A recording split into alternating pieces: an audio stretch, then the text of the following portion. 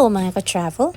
Welcome to our Batanes Episode 3. Batanes consists of 3 islands, namely Batan, Sabtang, and Itbayat Island. Batan Island, wherein the Basco Airport is located, and considered the main island of Batanes. It is the second largest of the Batanes Islands, with an estimate of 14,007 population.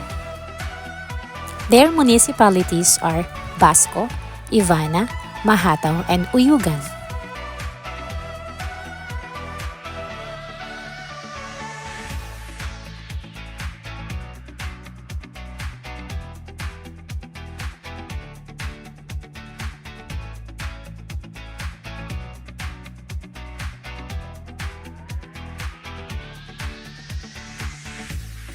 The next is Sabtang Island. It is the smallest island, which consists of less than 2,000 people. And the last one is the Itbayat Island. It is the largest among 3 and has a population of 3,000 plus people.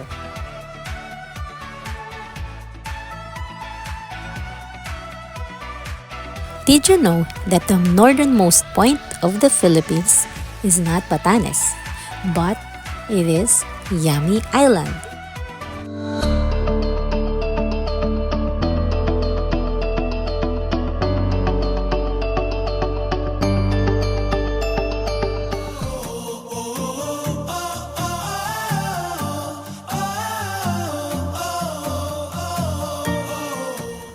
From our episode 2, we visited Mount Carmel Chapel.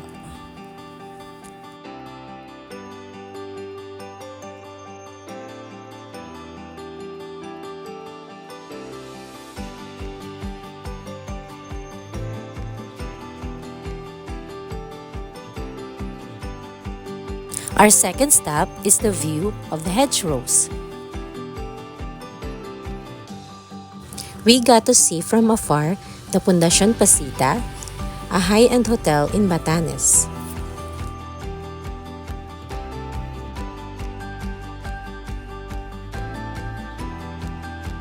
A closer look of the Basco weather station. It was damaged by a typhoon but still operational. This place is named as Tukon Radar Station.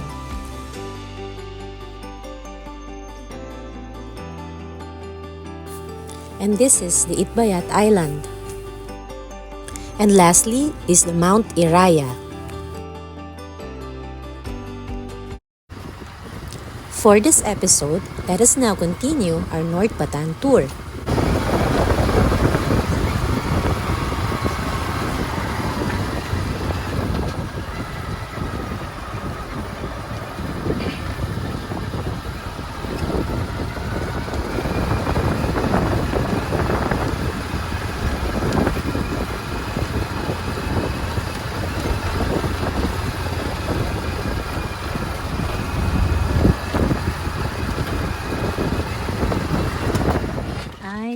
Alam mo. Oo, may niyan niya. Hilain siya. Gusto mo kaya yun? Okay.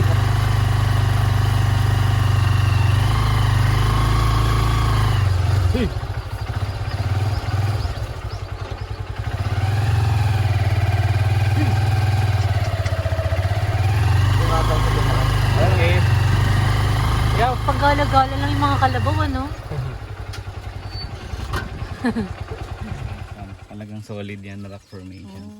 So, Ijang is a fortress, or it is where the early Batan settlers during the pre-Hispanic time take refuge when there are attacking enemies.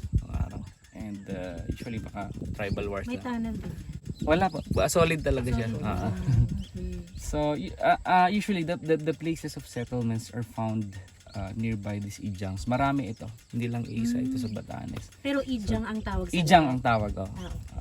rock formation. So parang pinaka-vantage point nila yan. So ang ginagawa ho nila kapag may mga suspected attacking enemies ng araw, kasi laging may nagmamanman sa taas, may ano doon, may nakabantay talaga doon. Nakikita niya 360 yung surrounding. So pag may suspected na mga ano po, mga invaders ng araw, sasabihan niyo yung mga locals dito sa baba na umakyat. Kaya doon sa taas niyan ay Pero ngayon wala pong nakatira siya. wala na po kasi ginamit ng mga Ibatans to until nung dumating yung mga Kastila noong 1783. So upon their arrival in Batanes, they encouraged the locals to go down from their fortresses and then ni-resettle nila yung mga Ibatans na nakatira dito sa mas safe na lugar. And fortunately, some of the Ibatans embraced the Spanish rule at the time.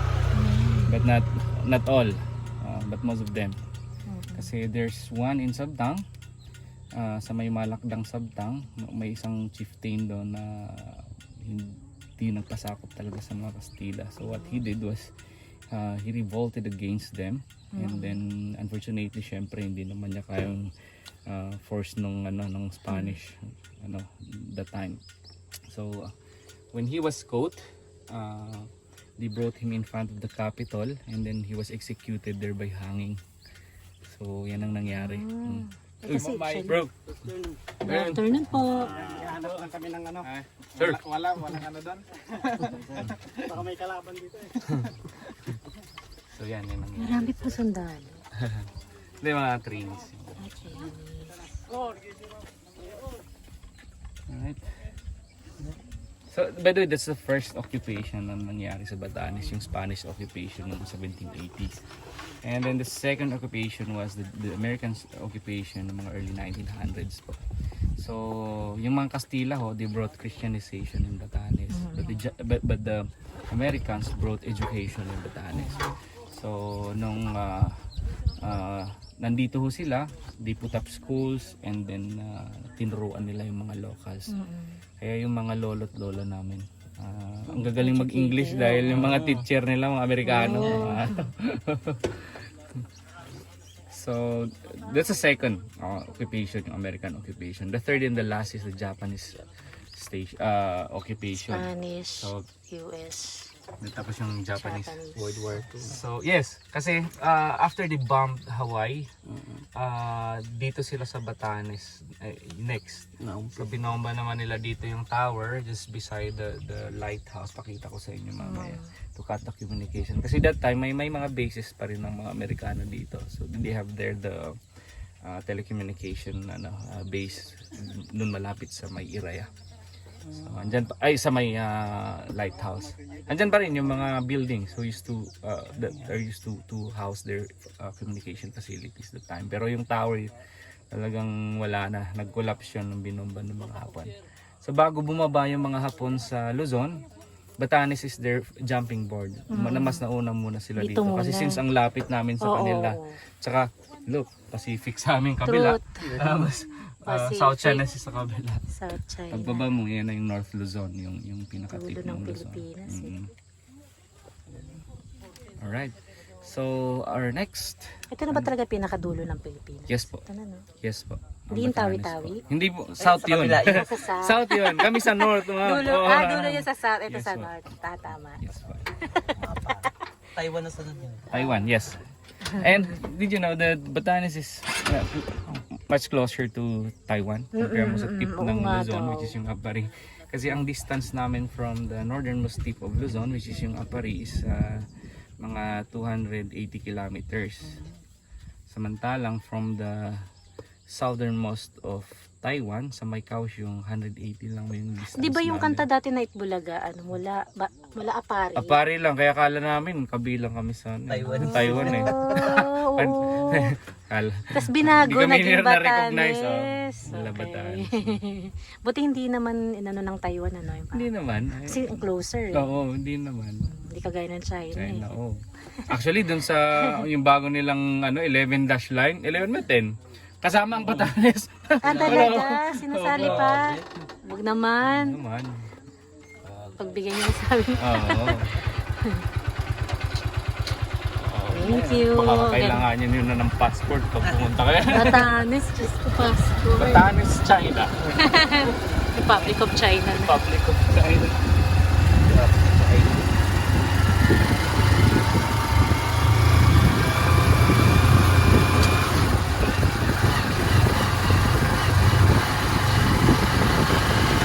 Anyway, medyo steep tong dadaanan natin. So, pwede pa namin i-request na mag-lean forward lang tayo para Sige lang. sa balance.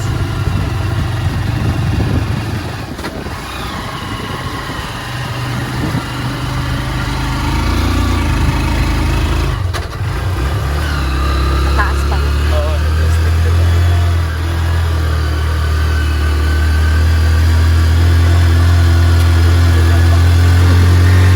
Ang motor daw, no? Dapat kami backup daw. Backup daw sa ano? Nagmakasama ganito yung sa lahat.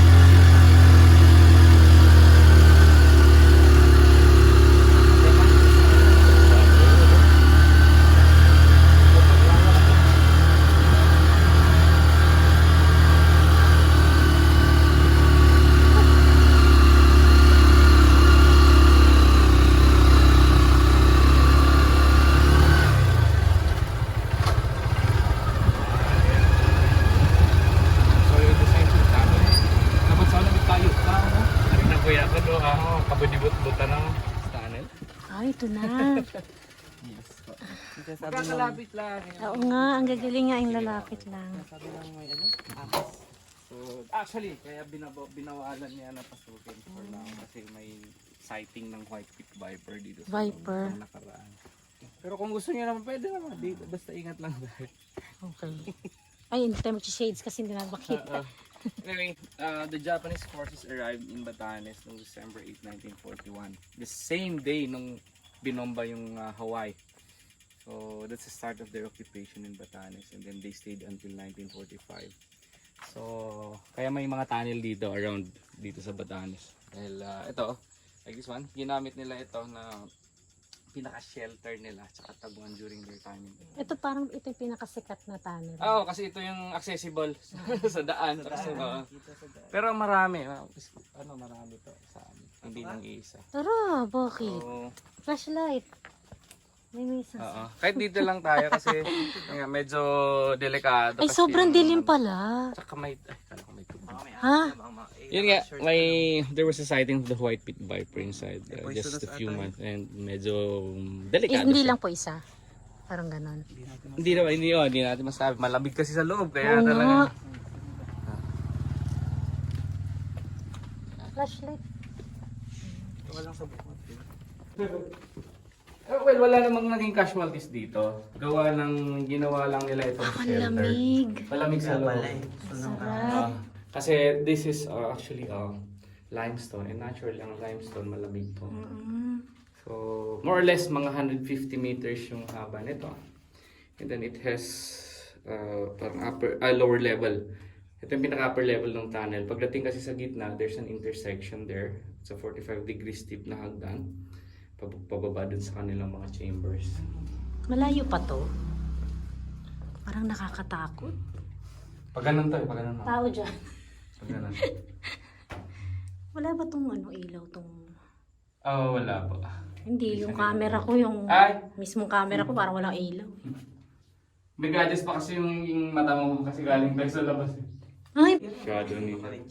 shadow lang. Yung asa yung inaano ko eh. Ahas.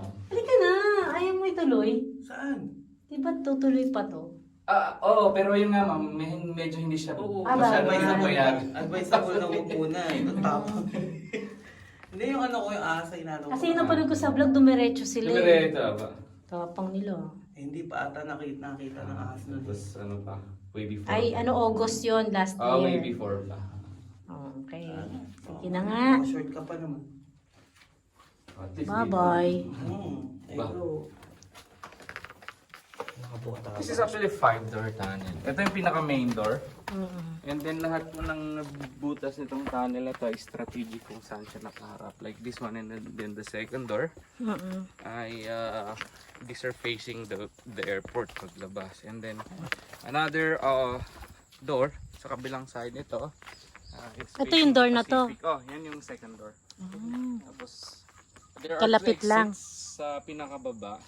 One is facing the south and one is facing the west. So talagang lahat strategic kung saan nakaharap yung mga butas.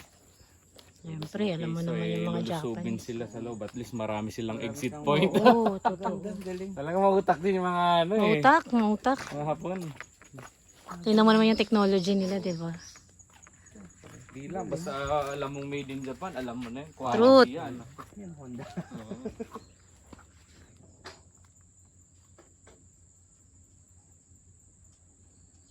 Tahimik.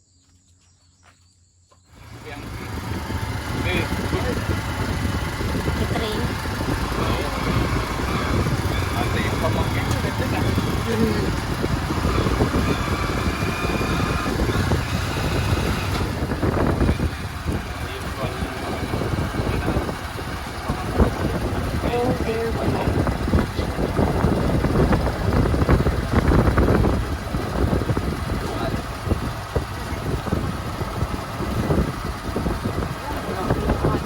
Ano, magtatampisaw ka dyan?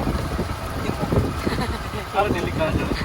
Pwede tayong pamaba dyan, but we're not allowed to go dun sa abot na ano po. Lakas, lalaki. Normal na way lang. Dito tayo kasi pag doon maraming photobomber eh. Dito tayo bababa. Hanap tayo ng mabababaan natin. Pwede na siguro dito yan. Try mo nga, tingnan nga natin doon. Dito ba pa? Oo, kasi medyo usual na dito eh. Gusto ko maiba naman yung sa inyo. Wow, thank you. May mga photobomber. Labo ang pinatodo. Ito rin daw, patodo. Ano ba ito?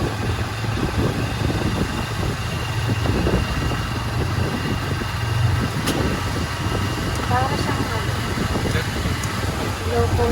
Ilocos Sur. Ay, dito na. Pinadyawan. Pinadyawan, ganyan ba kalaki yung bato? Rap. Pero talaga sobrang laki. Just traveling.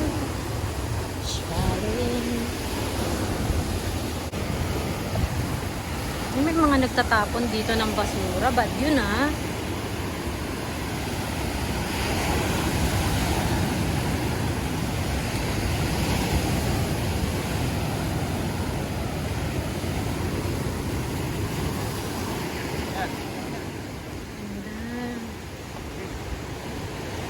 Ganda, no?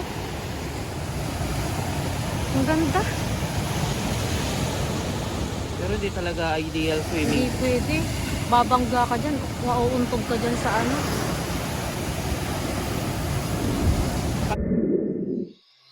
Caught a little bit of magic in your eyes last night. You were shooting pool, we were taking shots under the dim lights. Got a little smile that knocked me off of my seat. I started falling for you. And I didn't know what to do, but I knew that I had to make a move. From the moment that I watched you walk into my life, yeah, I just knew that I had to make a move.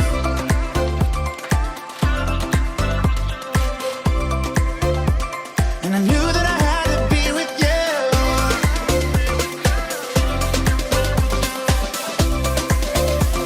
I just knew that I had to be with you.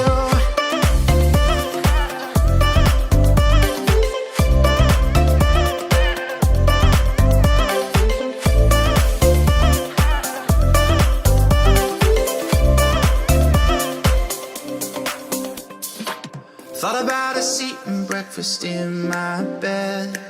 We were holding hands, I was making plans, a future so bright. Caught a lift uptown, down by the bay under the stars. I started falling for you. And I didn't know what to do, but I knew that I had to make a move. From the moment that I watched you walk into my life, yeah, I just knew that I had to make a move.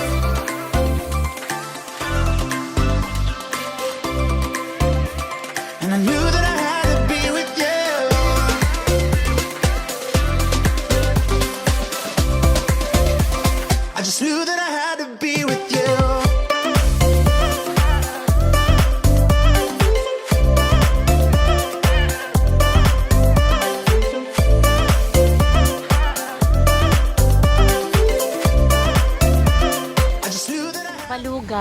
Valugan is an Batan word which means yung east. So this is the Pacific side of the island. At ito mga bato dito, these are spewed by the Mount Iraya when it erupted. So volcanic effusions po yung mga yan. Kasi yung mountain na nakikita nyo kanina, malaki. Okay. It's a volcano po. And considered po siya as one of the active volcanoes in the Philippines today. And the last eruption was in 1454. But prior to that, there were two eruptions na nangyari pa. So this was spewed by the Mount Iraya. So just imagine, lalaki yan. And of course, over time, na nakikis-kisan, pinampas ng alat. Oo, ang ganda nga naging smoothen result. most of the rocks. Nabilog po. Pero nung wala pa to, so sand lang talaga siya. Hindi, Bato na rin talaga. bato na rin yan. Bato na. Kasi, by the way, ang Iraya is one of the foundations of this island. Kaya nabuo itong ikuan ko. Kaya mayroong isla dahil dito sa may volcano na yan. Iraya volcano.